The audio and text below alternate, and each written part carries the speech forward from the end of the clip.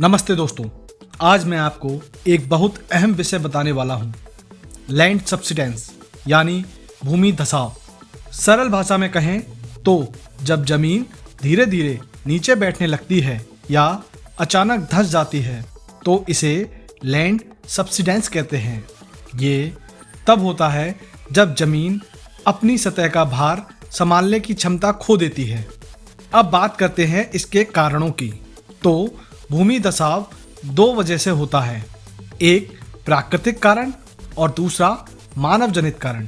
प्राकृतिक कारण में आते हैं ज्वालामुखी गतिविधियां, भूकंप, भूमिगत गुहाओं का धंसना और ढीली मिट्टी का दबकर सघन हो जाना।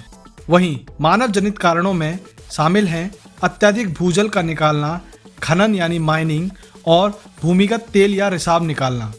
इसके अलावा पेड़ों की कटाई। भूमि धसाव के कई गंभीर प्रभाव होते हैं।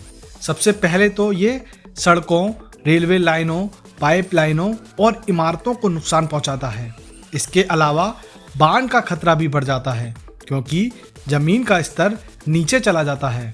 भूजल भंडार की क्षमता हमेशा के लिए कम हो जाती है। नदियों और नालों का ढलान बदलने से पानी प्रबंधन भी मुश्किल हो जाता है और तटीय इलाकों में खारे पानी का मीठे पानी में मिश्रण बढ़ जाता है। साथ ही सरकार और लोगों को रखरखाव और मरम्मत पर ज़्यादा खर्च करना पड़ता है। दोस्तों, भूमि धसाव का सबसे बड़ा कारण है अत्यधिक भूजल का दोहन। असल में पानी ही जमीन की परतों को सहारा देता है। जब हम ज़रूरत से ज़्यादा पानी निकाल लेते हैं तो जमीन के नीचे की छिद्रयुक्त परतें दबकर सघन हो जाती हैं। इसी वजह से जमीन धंसने लगती है। अब अगर हम दुनिया की बात करें तो लगभग 12 मिलियन वर्ग किलोमीटर भूमि क्षेत्र भूमि धसाव के खतरे में है। ये समस्या सिर्फ तटीय इलाकों तक सीमित नहीं है बल्कि बड़े शहरों और कृषि क्षेत्रों में भी देखने को मिल रही है। अमेरिका, चीन, ईरान, इंडोनेशिया, ताइवान, वियतनाम, मिस्र, जापान, मेक्सिको और इटली जैसे देशों में भूमि धसाव की बड़ी घटनाएं दर्ज की गई हैं।